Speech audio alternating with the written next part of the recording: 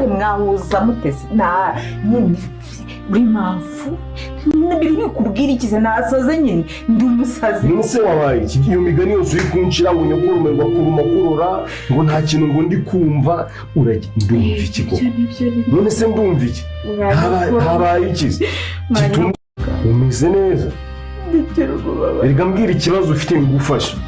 nise uraza hano reba ukuntu mukanya wari umeze reba ibintu wakoze ukuntu bimeze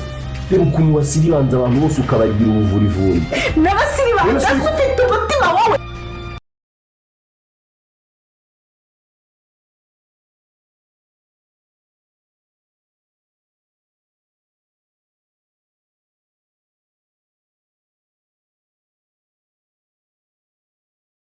iyo disi koko bavuga ko amaraso ari cyo kintu cya mbere gikonta nakajyana imikino ariko ndabyemeye pe wirebeye Louise ububabare ari kunyuramo ndetse n'ibibazo ari kunyuramo wagira ngo ni imikino gusa byo nguhaye ikaze vuba tubane mu kiganiro tumenye byinshi birambuye. Abakunzi ba filime yiswe urwo rw'inzitane ndongeye mbahaye ikaze ndongeye ndabasuje mwese turi kumwe hano kuri filime yacu najya mu rwego ibya Romeo ndetse na Jory ndakeka ko birimo kuba byagera ku musozo ndajya ngo uyu munsi wa none twagiye tubona byinshi tubona ubukwe bwa Juliet na Romeo ariko uyu munsi wa none burya reka nkubwire abantu babana n'imanga birabacanga cyane kubana nabo kuko kubana n'umuntu utarimo gusobanukirwa neza ni ibintu bigoye cyane my friend najya ngo ni ibya filime ariko n'ubuzima bwacu busanzwe ibi bintu biragurana cyane sinzi ko wowe wenda ushobora kutabibona bitewe n'uburyo ki ariko icyo nakubwira cyo ibi bintu ni ibintu bigoye cyane muri ubuzima bwacu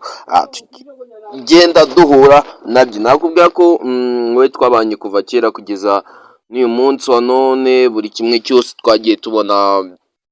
hano kuri filime yacu uyu munsi wa none tugiye kuba twamenya byinshi birambuye hano kuri filime yiswe urwobo rw'inzitane ndagira ngo ibibazo byakomeje kuba byaba ibibazo gusa hano kuri filime yacu nakubwira ko ku mpande zigiye zitandukanye barimo baribaza ati ese what is the end ese nibiki ese nibiki icyo ni icyo nakubwira cyo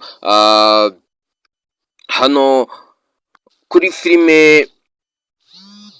yacu yiswe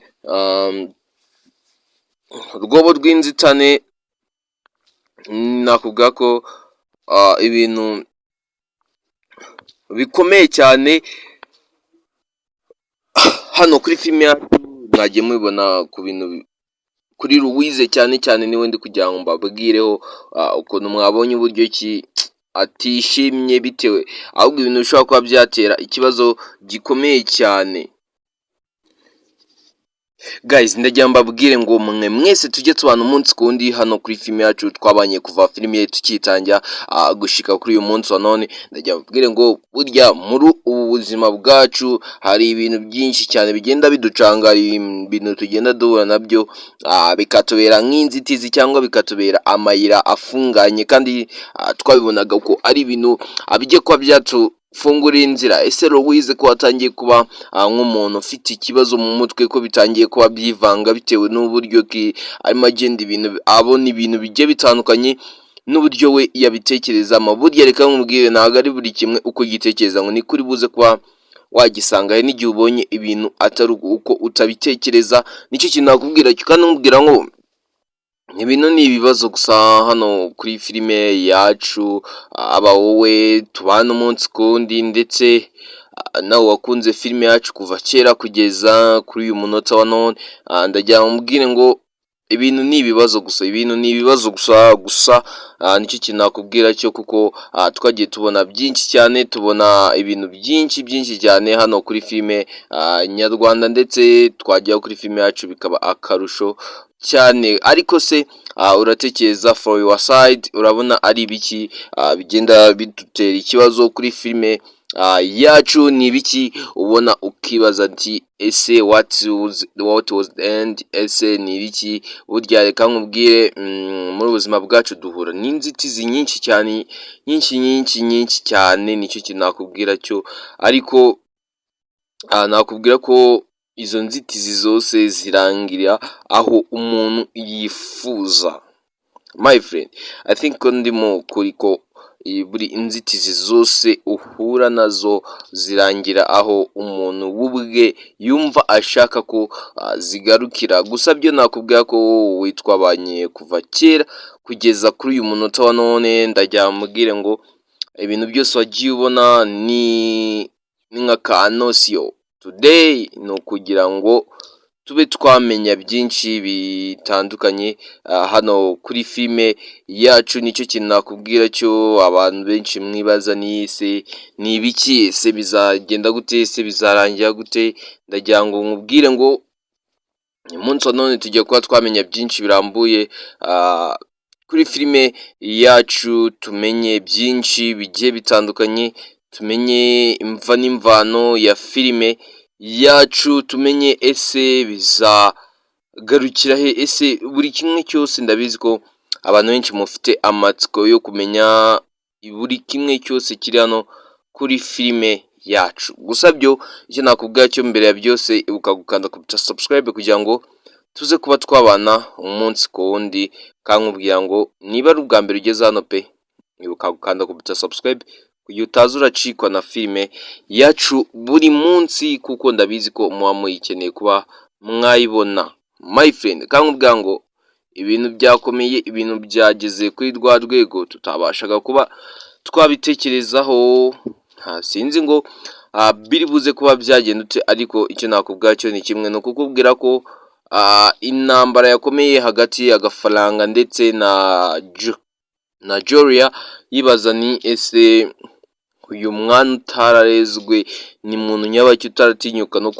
utatinya no kubahuka abantu bakuru cyane. Kandi burya buri mwana wese iwabo bamutoza kuba yubaha abantu bakuru bamuruta. Nyine nawe urabyumva, si ibintu byo kwirirwa umuntu atindamo cyane. Ibyo ngibyo iteka duhora tubyigishwa. Sinzi ko hari umuntu waba utabizi cyangwa utazi icyo bita respect, kubaha abantu nyine ubona ko bagukuruta cyane tu. Nicyo kintu nakubwira, kankubwira ngo hano kuri filime yacu mwitondere buri kimwe cyose mutekereza, kuko icyo uri gutekereza aricyo mbarutso, kuko y'ibintu byose bibi birimo kuba hano. Kuko Jonathan nawe we na murumuna we ibintu byakomeje kuba byaba agatereranzamba, byakomeje kuba byaba ibibazo gusa. Twagiye tubona intambara nyinshi hagati y'abasore babiri aribo Jonathan ndetse n'uwo tuzi ku izina rya Romeo. None uyu munsi wa none ndagira ngo mbwire ngo urukundo rwa Romeo na Juliet, ibintu bikomeje kuba byarwivangamo ari byinshi cyane. Inzitizi nyinshi cyane zikomeze kuba zabyivangamo. Ese urabona biri buze kuba byarangira gute? Mutubwire muri comment tumenye ati ese wagwani, ese biri buze kuba byagenda gute, ese bibuze kuba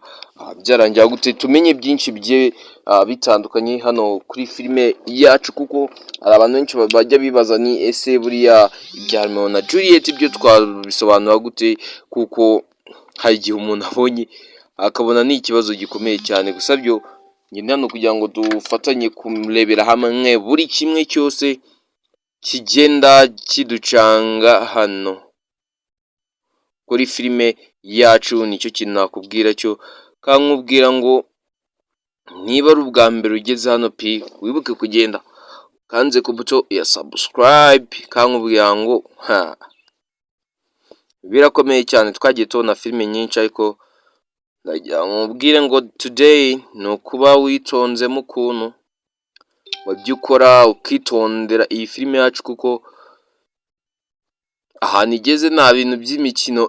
bihari. Ahantu igeze ni handi bavuga ati aho umwanzi akubitira inzega, cyangwa mu birindiro by'umwanzi katikati. Nicyo kintu nakubwira cyo. Mwabonye uburyo kigafaranga nawe abishaka nawe, noneho agahura nawe amuzi. Ubwa mbere yatorotse aramucika atamumenye bya nyabyo, ariko kuri uyu munsi wa none agomba kuba yamumenye kugira amenye ati ese uyu muntu ninde, kuba ajye amenye bya nyabyo ko ari umwana we ni ibintu byiza cyane, ni ibintu abantu benshi twe dukeneye kuba twamenya. Abantu benshi ndakeka ko bari bafite iki kibazo bibaza ni ese azaza kuba yamubwiza ukuri ko ashobora kuba ari we mama we wa nyawe, cyangwa umwana akaba yamuvumbura ko ari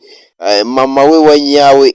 uwo mwana wari warabuze mu gihe gishize, ariko kuri uyu munsi wa none akaba yongeye kuba yahura n'umubyeyi. Nicyo kintu nakubwira, kuko hano kuri filime yiswe Urwobo rw'inzitane hari byinshi tugiye kuba twareba tukaganiraho tukamenya ati ese birava he birajya hehe, ese ni ibiki